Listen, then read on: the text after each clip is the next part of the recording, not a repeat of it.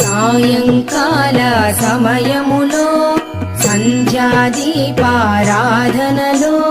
వచ్చును తల్లి మహాలక్ష్మి, వచ్చును తల్లి వరలక్ష్మి. కాళ్లకు గజ్జెలు కట్టింది, మెడలో హారము వేసింది, పిలచిన వెంటనే పలికింది, అడిగినదంతా ఇచ్చింది.